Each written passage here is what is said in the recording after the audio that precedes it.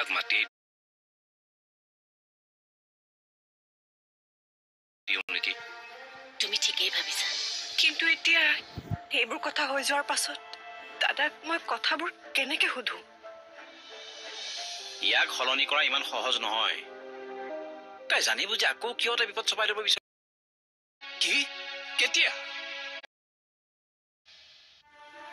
মোৰতো কথাটো একদম ভাল লগা নাই। কোনোবাই নিশ্চয় আমাৰ ঘৰখন টাৰ্গেট কৰি লৈছে। সেইদিনাও চাগে মাজৰাতি আহিছিল। আমিহে মিছাতে সন্ধিয়াতে আহা বুলি ভাবি আছো। মাজৰাতি আহিলেওতো গেটখন পাৰ হৈ আহিব লাগিব। কিন্তু গেটৰ ওপৰেদি আহিলে কুকুৰে নুভুকিব নেকি? কিজানি ভুকিছিলি? ভুকিলেতো আমি শুনিলোহেঁতেন। আৰু এই কুকুৰটোৰ মেলিটো নাথাকে। অচিনাকি মানুহ এটা দেখিলে সি নাকামুৰিলেহেঁতেন নেকি? মই একো বুজিয়ে পোৱা নাই কথাবোৰ। মোৰ অনুমান এই মানুহজন আমাৰ ঘৰলৈ আহি থকা কোনোবা চিনাকি মানুহে হ'ব। আৰু সেইকাৰণে হয়তো কুকুৰে তাক নুভুকিলে। কিন্তু আমাৰ ঘৰলৈতো তেনেকুৱা সন্দেহজনক কোনো মানুহেই নাহে। বট কি হ'ল? আমি দেখোন আমাৰ চিচিটিভিৰ ফুটেজেই চেক কৰা নাই এতিয়ালৈকে। সেইটোওতো কৰিব পাৰো। অহ, হয়তো কথাটো। সেই কথাটোৱে এতিয়ালৈকে মনলৈ অহা নাই। বটো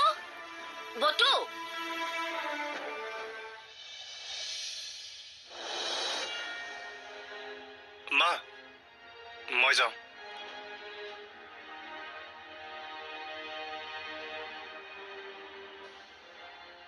খুৰী আহো, শুনাচোন।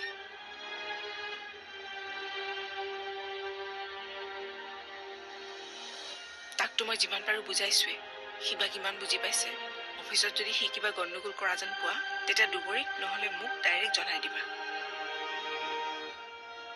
এতিয়া আৰু সি অফিচত গণ্ডগোল কৰিব নোৱাৰে, কাৰণ অফিচত গণ্ডগোল কৰা মানুহবোৰ এতিয়া অফিচত নাই নহয়। তথাপিও তাৰ ওপৰত অকমান চকু ৰাখিবা। হ'ব, আহিছো দিয়ক।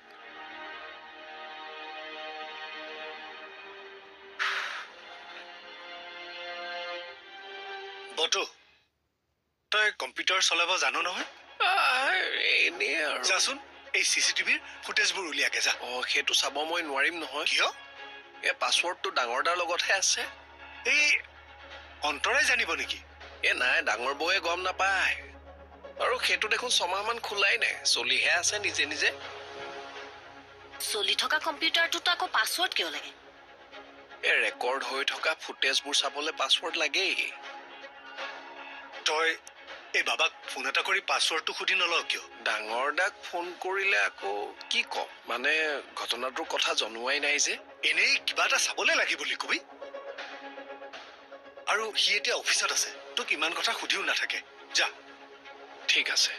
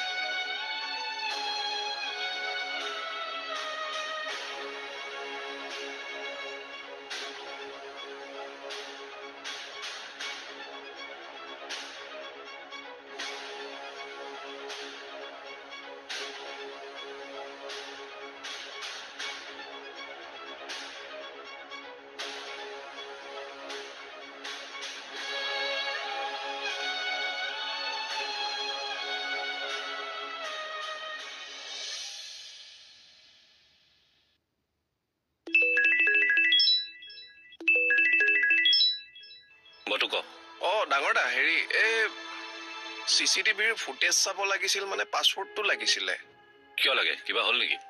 নাই তেনেকুৱা একো হোৱা নাই তেতিয়াহ'লে পাছৱৰ্ডটো কিয় লাগে? এই মামাই কিবা এটা চাব বিচাৰিছে তই পাৰিবি জানো খুলিব? এই সৰু দাই মোক দেখুৱাই থৈ গৈছে নহয় এটা কাম কৰ মোৰ ফোন নাম্বাৰটো উল্টাকে মাৰি দে চাবি আকৌ খেলি মেলি নকৰিবি নাই কিবা অসুবিধা হ'লে তোলে ফোন কৰিম আকৌ নহ'লে ফটেজ চৰি যাব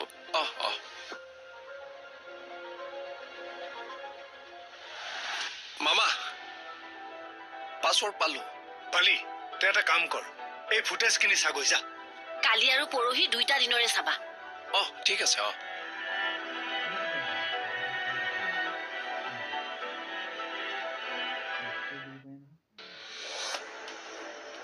দুবুৰী আহিলা বৰ্মন খুৰা কোৱাচোন কেবিনত মাইনিবা আছে নেকি মাইনী আহি বহি আছে কিয় আহিছে বাৰু আকৌ অফিচলৈ আহি হুলস্থুল এখন লগাব বিচাৰিছে আপুনি যাওকচোন বুজাই পঠিয়াই দিয়ক তাই মোৰ কথা নুশুনে তথাপিও এবাৰ চেষ্টা কৰি চাওকচোন দাদা আহি আছে কেনেবাকৈ দেখিলে এখন বৰ ডাঙৰ কথা হ'ব মাইনীক এতিয়া কিবা এটা সুধিবলগীয়া নতুন এখন হুলস্থুল লগা যেনে হ'ব তথাপিও এবাৰ ট্ৰাই কৰি চাওকচোন এইটো কাম দেখো তুমিও কৰিব পাৰা এদিনা সেই ঘটনাটো নঘটা হলে ময়ে গলো হয় এতিয়ানো কেনেকৈ যাম তেওঁ মোৰ কথা নুশুনে ভিন্দু আহিছে নেকি দেখা নাই এতিয়া প্লিজ আপুনি এবাৰ বুজাওক গেছো প্লিজ বৰ্মন খুৰা যাওকচোন এবাৰ বুজাই চাওক গেছো প্লিজ বৰ্মন খুৰা যাওক না প্লিজ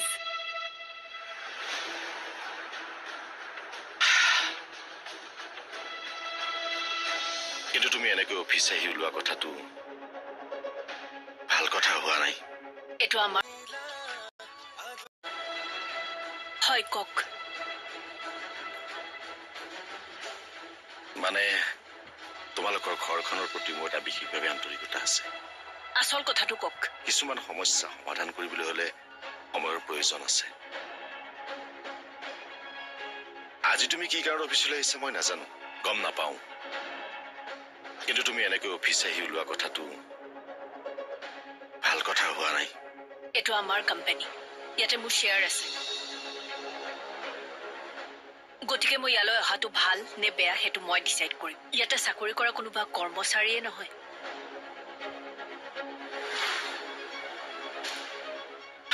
ঠিক আছে মই তোমাৰ কথাটো বুজিছো তেনেহ'লে ৰৈ আছে কিয় নহয় মই মানে অমৰ এইকেইদিন বৰ খঙত আছে হঠাৎ অমৰে আহি যদি তোমাক এনেকৈ অফিচত দেখা পাই অফিচটোত আকৌ এটা নতুন হুলস্থুল আৰম্ভ হ'ব গাত চেকা থকা মানুহে চিঞৰ-বাখৰ কৰে হুলস্থুল লগায় ভদ্ৰ মানুহে কথাবোৰ আলোচনা কৰে আৰু মই ইয়াত কথাবোৰ আলোচনা কৰিবৰ কাৰণেহে আহিছো হুলস্থুল লগাবৰ কাৰণে অহা নাই আপুনি এতিয়া যাব পাৰে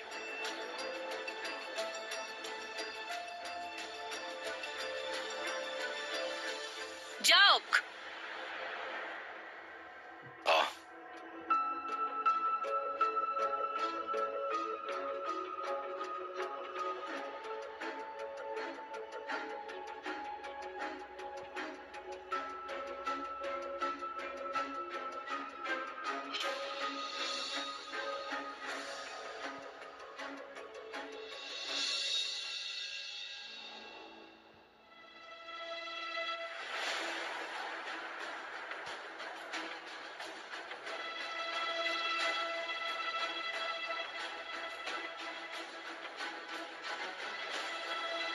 কোৱা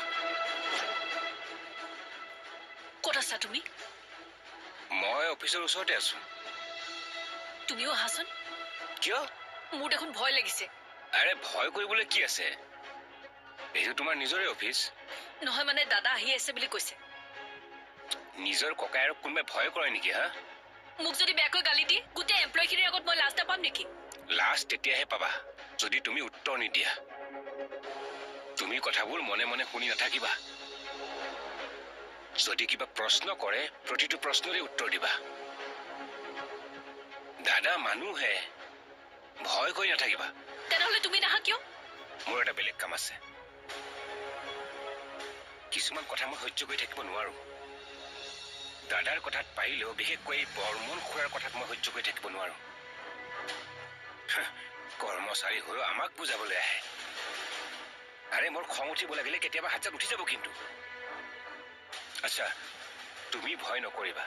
পৰিস্থিতি যদি বেয়া হয় তুমি গুচি আহিবা। আৰু মই অফিচৰ তলতে অটো এখন ৰেডি কৰি ৰাখিছো। তুমি একদম টেনশ্যন নল'বা, ঠিক আছে?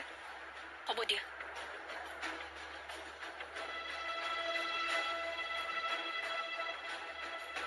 ভাইটি,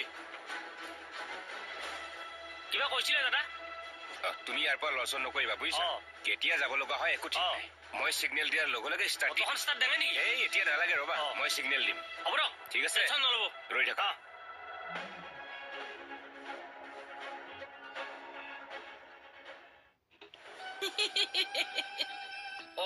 কথা নাই বতৰা নাই এনেকৈ হাঁহিবলৈ আৰম্ভ কৰিলা যে? কথা এটা মনত পৰি গ'ল। কি কথা কোৱাচোন, কোৱা। ময়ো হাঁহো। মাইনী আৰু সমুদ্ৰ আজি অফিচলৈ গৈছে। সেইটো আকৌ কি হাঁহিব লগা কথা? অফিচলৈ গ'লে অমৰ আৰু দুবৰীক লগ নেপাব জানো? পাব। হুলস্থুল এখন নালাগিব জানো? লাগিব। কথাটো মই এতিয়াহে ধৰিব পাৰিছো। বহুত বুদ্ধি কৰি মেলি পঠিয়াইছো। এই ওচৰ চুবুৰীয়া মানুহ আমি খুটখাট এটা লাগি নাথাকিলে ভাল লাগিব জানো? হয়। এতিয়া পিছে সেইফালে বা খুটখাট আৰম্ভ হ'ল নে নাই?